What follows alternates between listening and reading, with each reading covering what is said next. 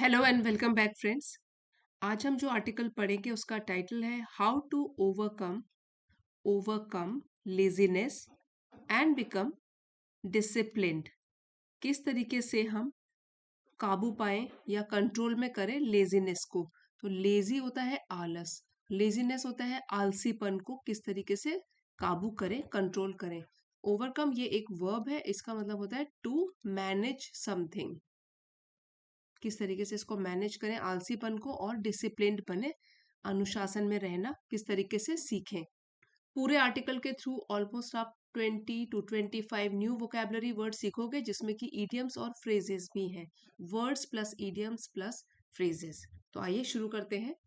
Laziness often creeps in not because people lack potential but because they lack direction and inner clarity। Laziness आलसीपन अक्सर क्यों घर कर लेता है, लोगों के अंदर क्यों आ जाता है। क्रीप्स इन ये एक फ्रेज है, इसका मतलब होता है कि धीरे धीरे आना, टू अपीयर ग्रेजुअली, धीरे धीरे।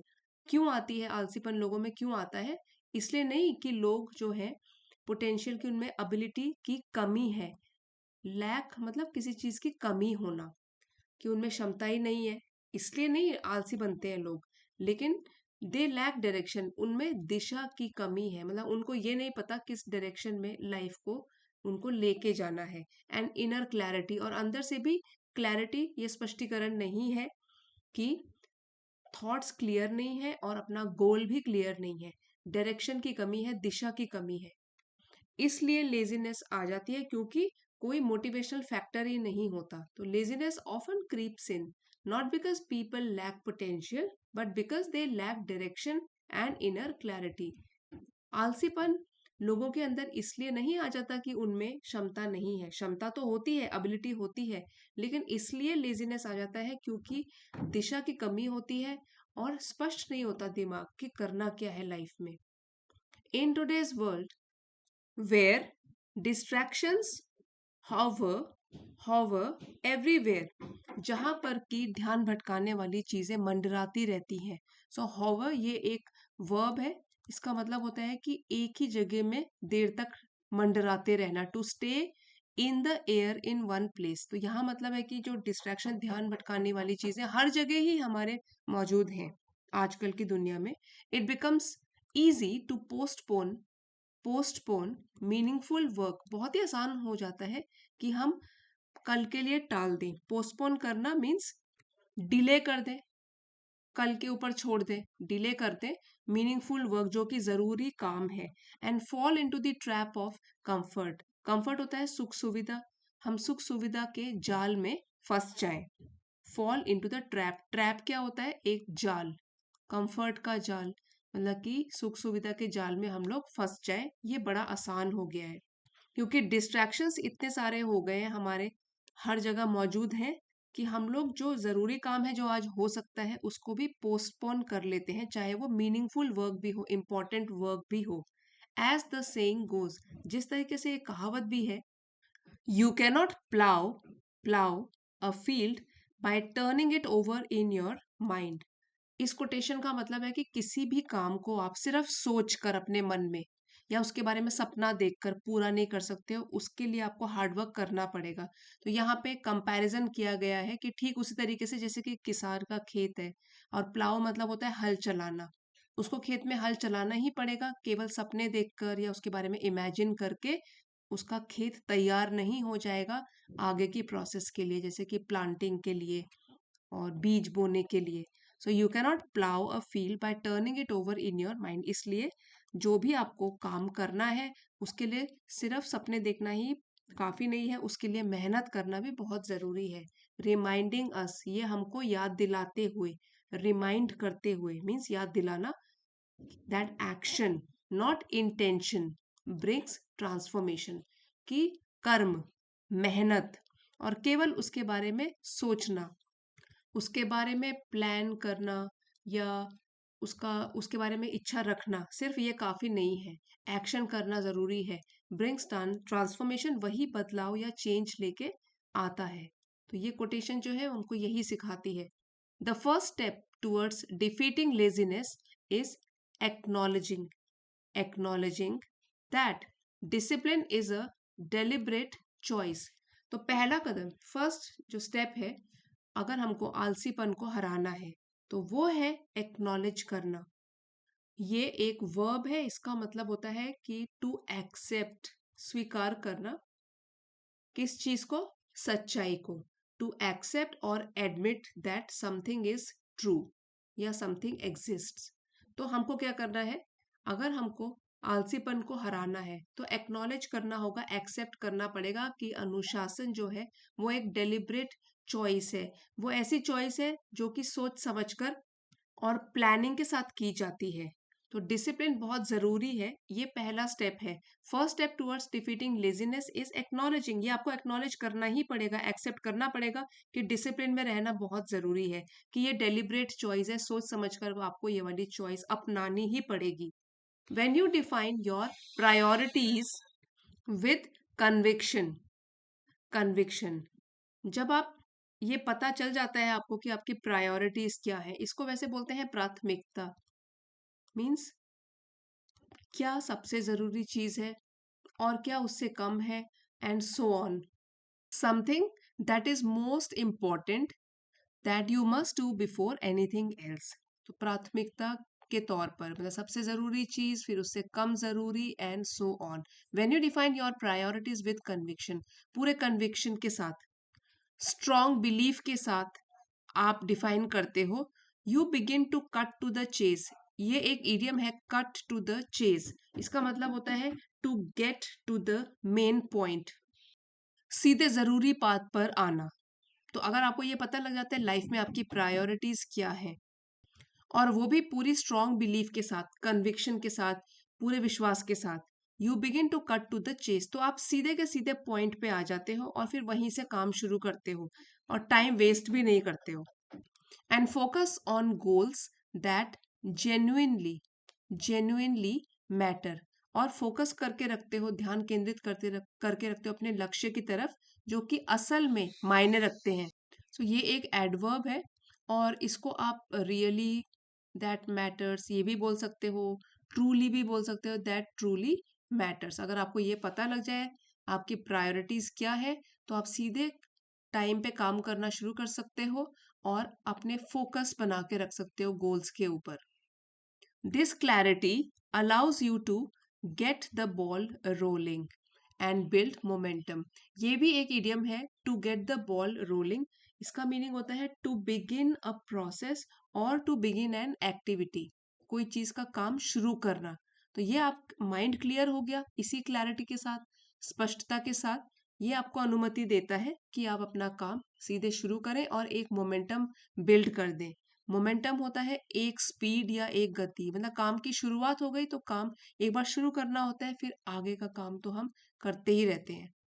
पहला कदम उठाने में टाइम लगता है, फिर उसके बाद अपने आप काम फिर मेहनत के साथ करते रहते हैं।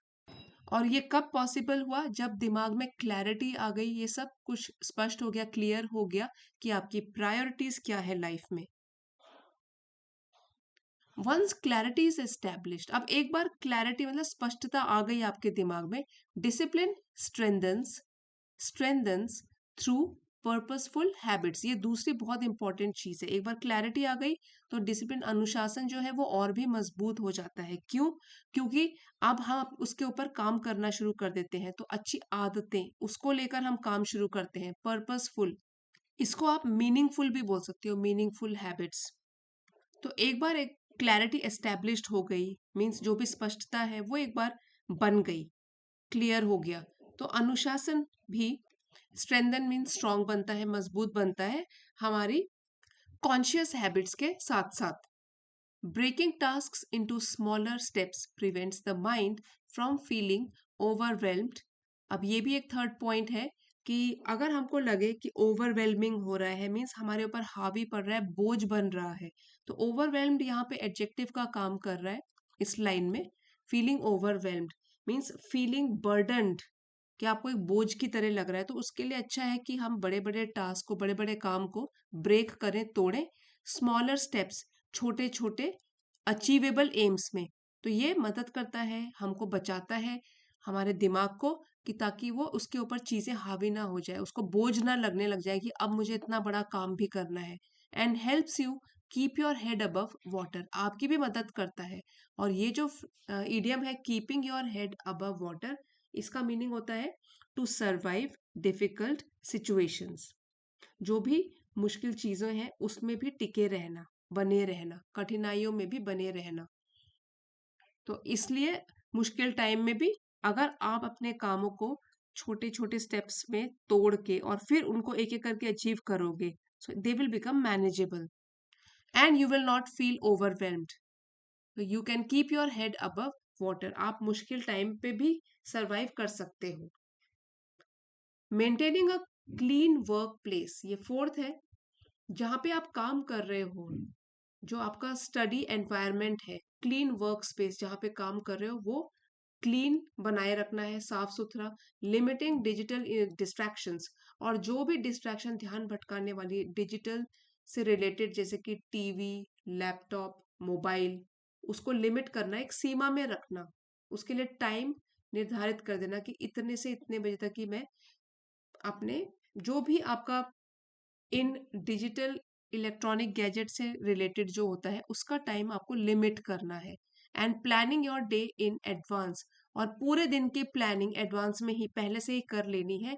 क्रिएट अ प्रोडक्टिव रिदम, तो एक तरीके से प्रोडक्टिव मीन्स जिससे कुछ आपको अचीव हो, ऐसी लय ताल एस्टेब्लिश कर लेता है। यहाँ पे जो हमारा सब्जेक्ट था प्लूरल था, देखिए दो तीन चीजें हैं, maintaining a clean work space, limiting digital distractions and planning your day in advance. ये वाला यहाँ से लेके यहाँ तक प्लूरल सब्जेक्ट, इसलिए प्लूरल वर्ब का यूज किया गया है, क्रिएट। तो ये बनाता है एक प्रोडक्टिव रिदम जिसमें आप कुछ पॉजिटिव अचीव करते हो। As you push yourself to follow through, ये एक फ्रेजल वर्ब है, फॉलो थ्रू, और इसका मीनिंग है कंटिन्यू एन एक्शन और continue a task to its conclusion, मतलब जो काम शुरू किया है उसको एंड तक खत्म करना। जब आप अपने आप को पुश करते हो, अपने आप को आगे पुश करते हो कि मुझे तो ये काम खत्म करना है जो मैंने अपने लिए एक प्लान बनाया हुआ है दिन का, you naturally learn to bite the bullet, तो नेचुरल एक स्वाभाविक तरीके से आप सीख लेते हो biting the bullet, it means to face difficulty bravely, कि जो भी मुसीबत है उसका डट के मुकाबला करना, कठिनाइयों को, मुश्किलों को स्वीकार करना, biting the bullet, to face something difficult with courage, तो ये आप सीख जाते हो। इंस्टेड ऑफ पोस्टपोनिंग रिस्पॉन्सिबिलिटीज, बजाय इसके कि आप कल पे टाल दें अपनी जिम्मेदारियों को, आप उसका सामना करना करना सीख जाते हो। Discipline grows every time you ignore comfort and choose consistent effort, हर बार जब आप ये वाली चीज करते हो कि जो कंफर्ट है, जिससे आपको आराम सुख सुविधा मिल रही है, उसको इग्नोर कर रहे हो, अनदेखा कर रहे हो, तो डिसिप्लिन बढ़ता है। एंड चूज कंसिस्टेंट एफर्ट, और इसके ऊपर आप क्या चूज कर रहे हो कि मुझे लगातार प्रयास तो करते ही रहना है, तभी गोल अचीव होगा, तो उससे आपका डिसिप्लिन, अनुशासन, वो और भी आगे बढ़ता है।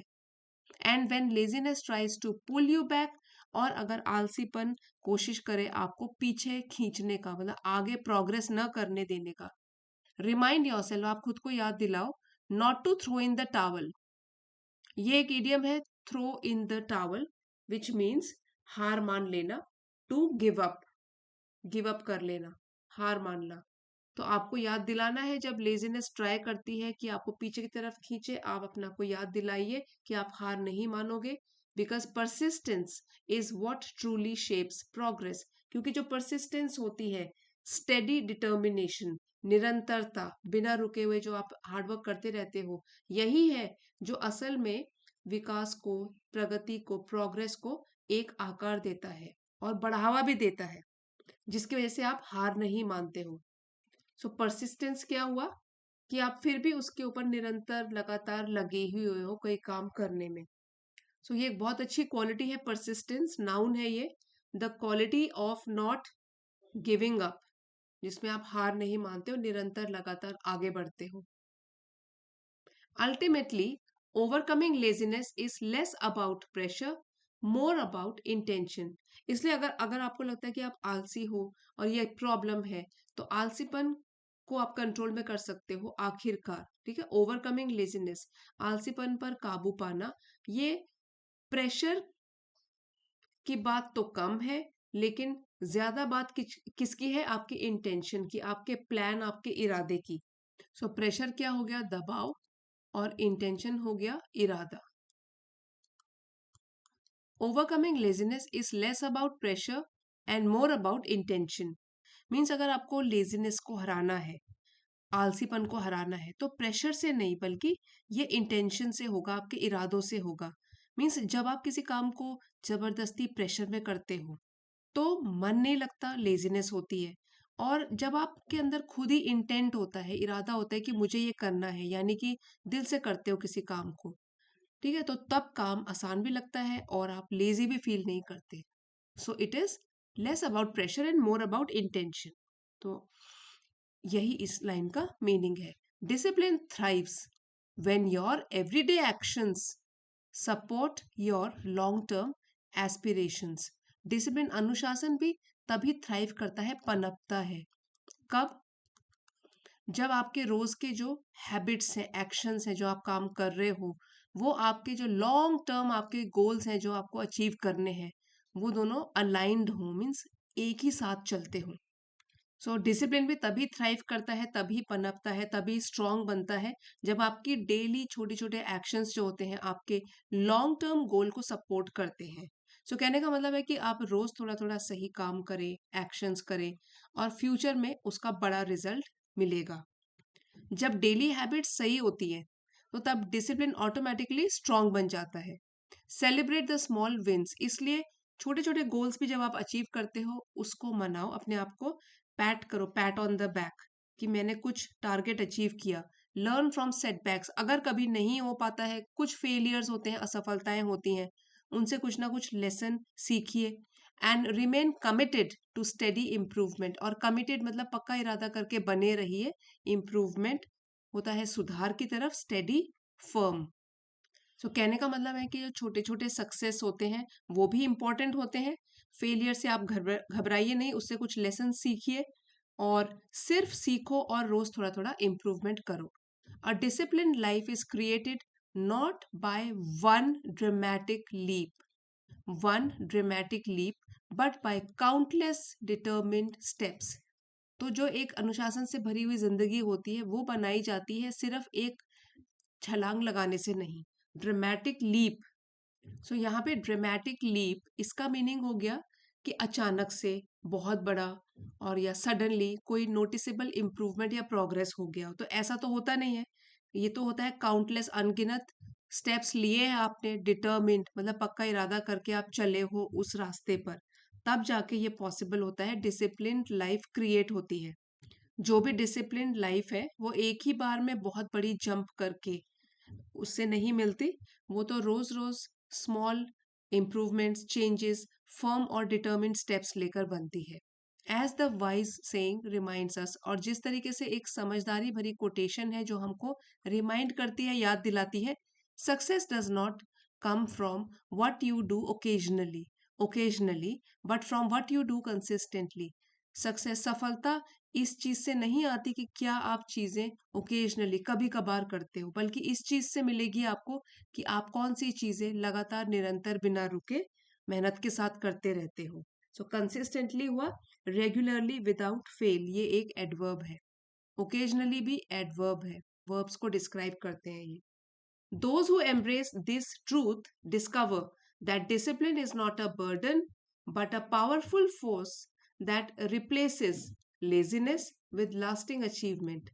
So जो लोग इस सच्चाई को अपनाना चाहते हैं, embrace का मतलब हुआ अपनाना, ठीक है, इस सच्चाई को वो लोग जो स्वीकार करना चाहते हैं, वो ये डिस्कवर करते हैं, पाते हैं कि जो अनुशासन है वो एक बोझ नहीं है, बल्कि एक बहुत ही पावरफुल फोर्स है, शक्तिशाली फोर्स है, जो कि रिप्लेस करती है, मतलब जगह बदल देती है लेजीनेस जो है उसको हटाकर उसकी जगह लास्टिंग अचीवमेंट, लास्टिंग होता है यहाँ पे एडजेक्टिव की तरह यूज किया गया है, अचीवमेंट जो कि लास्टिंग होता है, बहुत देर तक टिकने वाला। सो जो भी लोग ये बात समझ जाते हैं और समझ लेते हैं, तो उन्हें लगता है कि जो डिसिप्लिन है वो एक बर्डन या बोझ नहीं है, डिसिप्लिन तो बल्कि एक ऐसी स्ट्रॉन्ग फोर्स बन जाती है जो लेजीनेस, आलसीपन को हटाकर लॉन्ग लास्टिंग, लंबे समय तक टिकने वाला सक्सेस दिलाती है। और यही पॉइंट्स अगर आप भी अपने जीवन में फॉलो करते हो तो आप भी लेजीनेस को हटा सकते हो और फिर लॉन्ग लास्टिंग सक्सेस पा सकते हो। और इसी लेसन का पीडीएफ फ्रेंड्स चैनल की एलीट मेंबरशिप को ज्वाइन करके मिल जाएगा। आप चाहते हो तो लेवल 2 की मेंबरशिप है ये, इसको आप ज्वाइन कर सकते हो। अभी आप जाइएगा नहीं, एक बार वर्ड मीनिंग्स भी रिवाइज कर लेते हैं। पैराग्राफ वाइज करेंगे अभी। क्रीप्स वर्ब है धीरे धीरे आना। क्लैरिटी स्पष्टता, क्लियरनेस ऑफ थॉट। कन्विक्शन होता है strong belief. Cut to the chase, ये एक इडियम है जिसका मतलब है to get to the main point. Get the ball rolling, to begin a process और एक्टिविटी, किसी चीज को शुरू कर देना। मोमेंटम एक गति, स्पीड, फॉरवर्ड मूवमेंट और प्रोग्रेस। सेकंड में था ओवरवेल्म्ड, हावी हो जाना, feeling burdened. Keep your head above water, ये इडियम है, इसका मतलब है to survive in difficult situations. Rhythm एक लय, ताल। बाइट द बुलेट, मुश्किल का सामना करना, मेहनत, करेज के साथ, स्ट्रेंथ के साथ। Throw in the towel, give up कर लेना, हार मान लेना। परसिस्टेंट स्टेडी डिटर्मिनेशन, पक्का इरादा और निरंतरता, बिना रुके हुए। एस्पिरेशंस हमारी महत्वाकांक्षाएं, आकांक्षाएं, लॉन्ग टर्म गोल्स और डिजायर। सेटबैक असफलताएं। डिटर्मिन्ड एडजेक्टिव है, पक्के इरादे वाला। कंसिस्टेंटली, रेगुलरली, विदाउट फेल, बिना रुके हुए, लगातार। अचीवमेंट हमारी उपलब्धियां, समथिंग अकम्प्लिश्ड विद एफर्ट, जो कि हमने मेहनत के साथ पाई है। सो ये था हमारा आज का article, how to overcome laziness and become discipline. I hope आपके लिए हेल्पफुल रहा होगा। तो इसी के साथ लाइक, शेयर और सब्सक्राइब करना मत भूलिए और कमेंट्स लिखकर ज़रूर बताइए कैसा लगा। Thank you for watching friends, मिलते हैं अगले वीडियो में।